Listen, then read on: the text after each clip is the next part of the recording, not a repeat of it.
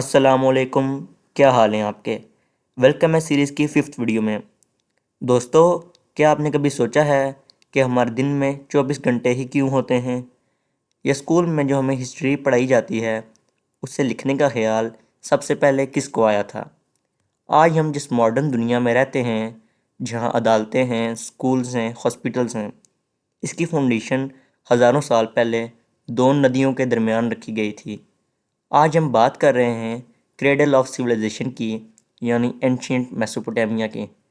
یہ وہ جگہ ہے جہاں انسان نے پہلی بار شہر بسایا، پہلی بار لکھنا سیکھا اور پہلی بار انصاف کے قانون بنائے۔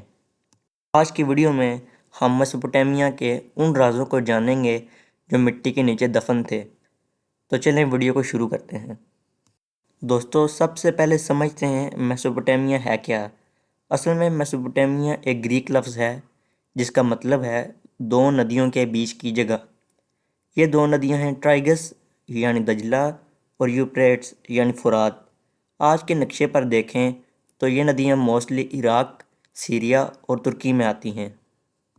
دوستو، یہ زمین اتنی زرخیز تھی کہ اسے فرٹائل کریسنٹ کہا جاتا تھا۔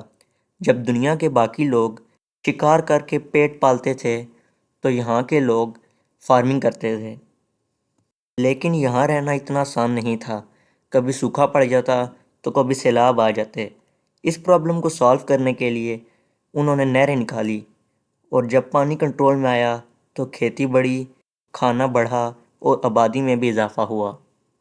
اور پھر یہاں سے جنم ہوا دنیا کے پہلے شہروں کا، جیسے ارک، ار اور بیبلون کا۔ اب امیجن کریں، شہر بن گئے، ٹریڈ بڑھنے لگا، لیکن ایک پرابلم ابھی بھی تھی۔ اگر میں آپ کو 50 بوریاں گندم کی دوں تو اس کا حساب آپ کیسے کریں گے؟ دماغ میں تو بھول جائیں گے نا۔ ضرورت نے ایجاد کو جنم دیا اور یہاں کے لوگوں نے دنیا کا پہلا رائٹنگ سسٹم بنایا جسے کیونیفارم کہتے ہیں۔ شروعات میں یہ کوئی پوئٹری یا کہانی لکھنے کے لیے نہیں بنا تھا، بلکہ صرف حساب کتاب کے لیے یوز ہوتا۔ وہ لوگ گلی مٹی کی ٹیبلٹس لیتے اور اس پر سوکھی نوکیلی لکڑی سے لکھتے۔ وہ تصویریں بناتے، جیسا کہ مچھلی کے لیے مچھلی کی تصویر۔ اور دوستو، اسی کیونیفارم اسکرپٹ میں دنیا کی سب سے پہلی کہانی لکھی گئی، دا ایپک آف گلگمش۔ یہ کہانی ایک ایسے راجا کی تھی جو امر ہونا چاہتا تھا۔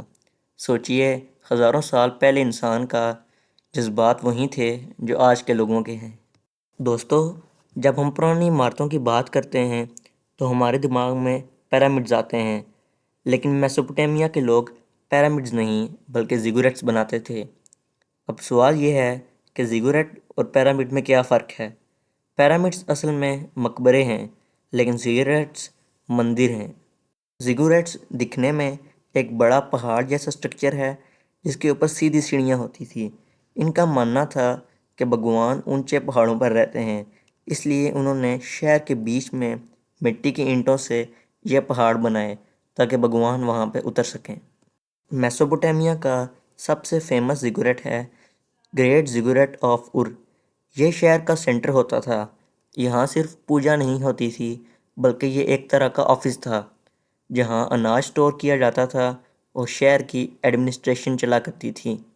کہا جاتا ہے کہ بائبل میں جس ٹاور آف بیبیل کا ذکر ہے وہ اصل میں بیبلون کا ایک زیگوریٹ ہی تھا۔ اب آتے ہیں ویڈیو کے سب سے امپورٹنٹ حصے پر، لا اینڈ آرڈر۔ جب آبادی بڑھنے لگتی ہے اور شہر بڑے ہوتے ہیں تو لڑائی جھگڑے بھی بڑھنے لگتے ہیں۔ اس مسئلے کا حل نکالنے کے لیے بیبلون کے ایک مشہور بادشاہ ہمورابی نے سوچا کہ پورے امپائر کے لیے ایک قانون ہونا چاہیے۔ انہوں نے ایک 7 فٹ لمبے کالے پتھر پر 282 قانون کھدوائے اور اسے شہر کے بیچ میں رکھوا دیا تاکہ سب اسے دیکھ سکیں۔ اسے کہتے ہیں کوڈ آف ہیموروبی۔ اس قانون کے بیسک رولز تھے، جیسا کہ آنکھ کے بدلے آنکھ یا دانت کے بدلے دانت۔ لیکن اس میں بھی ایک ٹوسٹ تھا، سزا اس بات پر ڈیپینڈ کرتی تھی کہ آپ کی کاسٹ کیا ہے۔ مثال کی مدد سے سمجھتے ہیں، اگر کسی امیر شخص نے کسی غریب کی آنکھ پھوڑی تو اسے صرف جرمانہ بھرنا پڑے گا، لیکن اگر ایک برابر والے شخص نے کسی برابری والے شخص کی آنکھ پھوڑی تو اس کی بھی آنکھ نکال دی جاتی تھی۔